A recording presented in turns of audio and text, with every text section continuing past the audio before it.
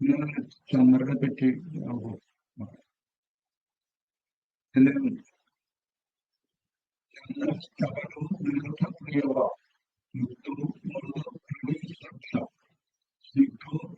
കഥാത്മ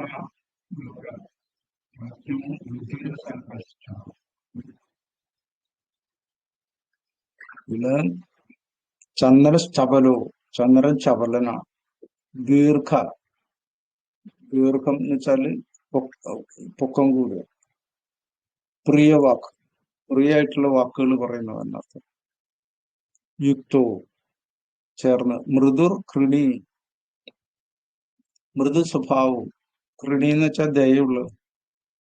സ്വച്ഛ നല്ല കണ്ണുകളുള്ള. അക്ഷം എന്ന് വെച്ചാൽ കണ്ണ്. സ്വച്ഛം അക്ഷം നല്ല കണ്ണുകളുള്ളവൻ. സ്നിഗ്ധവും, സ്നിഗ്ധം എന്ന് വെച്ചാൽ ദേഹം പിന്നെ മിൻമിനുപ്പുള്ളത്, എണ്ണമയം ഉള്ളത്. കഫാത്മ, വാദം എന്ന് വെച്ചാൽ വായുപ്രകൃതി.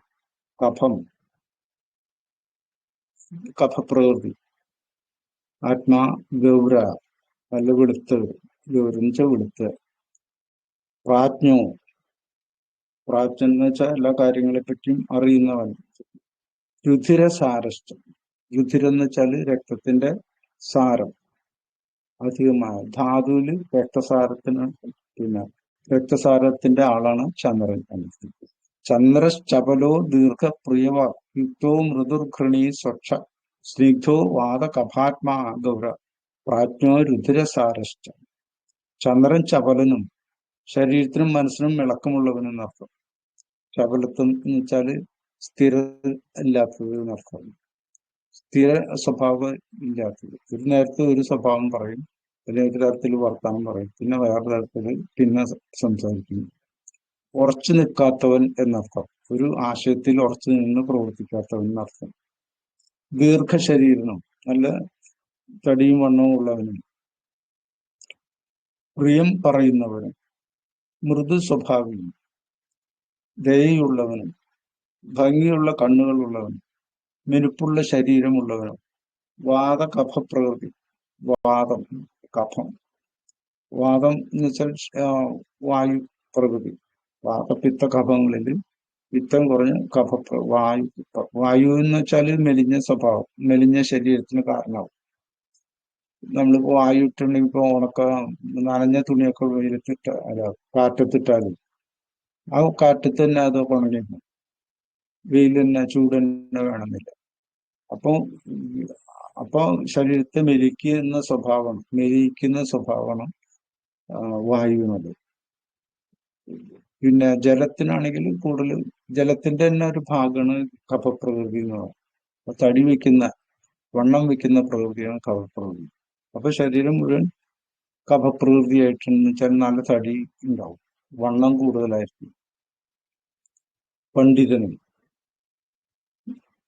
വെളുത്ത നിറം ഉള്ളവനും. ഗൗര എന്ന് വെച്ചാല് വെളുത്ത നിറം. ഗൗരി എന്ന് വെച്ചാൽ വെളുത്ത നിറമുള്ള സ്ത്രീ എന്നർത്ഥം. ഗൗര എന്ന് വെച്ചാൽ ഗൗര സ്വഭാവത്തിനല്ല, വെളുപ്പ് നിറത്തെയാണ് ഗൗരം. ഇതില് ഹോരയിൽ പറയണത് തനുവൃത്തതനൂർ ബഹുവാദ കഫ പ്രാജ്ഞശ്ച ശശി മൃദുവാക് ശുഭദൃക്. ഈ പറഞ്ഞത് തന്നെയാണ് ചന്ദ്രശ്ചപലോ ദീർഘപ്രിയവാ യുക്തോ മൃദുർഘൃണീ സ്വച്ഛ സ്നിഗ്ധോ കഫാത്മാ ഗൗര പ്രാജ്ഞോ രുധിരസാരിഷ്ട. രക്തസാരത്തിന് പ്രാധാന്യം ചന്ദ്രന്റെ ശരീരത്തില് പിന്നെ മാംസം, ത്വക്ക്, രക്തം, അസ്ഥി അങ്ങനെയുള്ള സപ്തധാതുക്കളിൽ രക്തത്തിനാണ് പ്രാധാന്യം. ഇപ്പൊ ചന്ദ്രൻ ബലം കുറഞ്ഞു നിന്നാലും ചന്ദ്രൻ നീചായിട്ടിരിക്കുന്ന രക്തദൂഷിതമായിട്ടുള്ള രോഗങ്ങളാണ് ഉണ്ടാവുക. ചന്ദ്രന് നല്ല ബലം ഉണ്ടെങ്കിൽ രക്തത്തിന് ദോഷമില്ല, ശുദ്ധ രക്തം ആയിട്ടിരിക്കും. അങ്ങനെ അതുപോലെ തന്നെ ക്വാളിറ്റി കുറഞ്ഞ, അതായത് അതിന്റെ പോഷകത്വം കുറഞ്ഞ രക്തമായിരിക്കും ചന്ദ്രന് ബലം കുറഞ്ഞാൽ. ചന്ദ്രൻ പൂർണ്ണ ബലവാനാണെങ്കിൽ നല്ല രക്തമായിരിക്കും. രക്തദൂഷ്യങ്ങളൊന്നുമില്ലാതെ ശരീരം കാത്തുകൊണ്ടിരിക്കും എന്നർത്ഥം. ചന്ദ്രശ്ചപലോ, ചപലത്വം എന്ന് വെച്ചാൽ മനസ്സിന്റെയാണ് ചപലത്വം. ചന്ദ്രൻ മനസ്സിന്റെ കാരകമാണ്. അപ്പം ചന്ദ്രന്റെ മനസ്സ് ആണ് എപ്പോഴും ചലിച്ചുകൊണ്ടിരിക്കുന്നത്. ചന്ദ്രനാണ് പിന്നെ നമ്മുടെ സൗരയൂഥത്തിൽ ഏറ്റവും വേഗത്തിൽ ചലിച്ചുകൊണ്ടിരിക്കുന്ന ഗ്രഹം. വെറുതെ ചലിച്ചു എന്ന് മാത്രമല്ല, അത് കുറെ ഒരു ദിവസം നമ്മൾ കാണുമ്പോൾ ഒരു വശത്താണെങ്കിൽ കുറച്ച് കഴിയുമ്പോൾ വേറൊരു വശത്താ കാണും, വേറൊരു ദിക്കില് അല്ലെങ്കിൽ വേറൊരു ആംഗിളിലാണ് കാണും. അതിങ്ങനെ വ്യത്യാസമായിട്ട് ചലിച്ചുകൊണ്ടിരിക്കും. അപ്പോ അതാണ് ഇവിടെ. അതുപോലെ തന്നെ ഒരേ സ്പീഡല്ല ആൾക്ക്. ചന്ദ്രന് ഒരേ സ്പീഡല്ല, ഒരേ രീതിയിൽ പോവല്ല ചെയ്യും. അത് നമ്മൾ ഇന്ന് കാലത്ത് കാണുന്ന സ്ഫുടം വൈകുന്നേരം കാണുന്ന സ്ഫുടവും തമ്മിൽ കൂട്ടിയിട്ട് ആവറേജ് എടുത്താൽ ചിലപ്പോൾ ശരിയായിന്ന് വരില്ല. അതുകൊണ്ടാണ് 3 മണിക്കൂർ ഇടവിട്ടുള്ള സ്ഫുടങ്ങൾ കണക്കാക്കിയിട്ട് വേണം ചന്ദ്രസ്ഫുടം കൃത്യമായിട്ട് മനസ്സിലാക്കാൻ. അത് നമ്മളിപ്പോ ഈ ഇതിലൊക്കെ കാണുന്നത് പൂർണ്ണാരാഹം എന്നുള്ള ആചാര്യന്റെ ഗ്രന്ഥത്തിൽ ശ്രീ പരമേശ്വരാചാര്യ ഗ്രന്ഥത്തിൽ ഈ ചന്ദ്രന്റെ യഥാർത്ഥ ചലനത്തെ 3 മണിക്കൂർ ഇടവിട്ട് സൂചിപ്പിച്ചിട്ടുണ്ട്.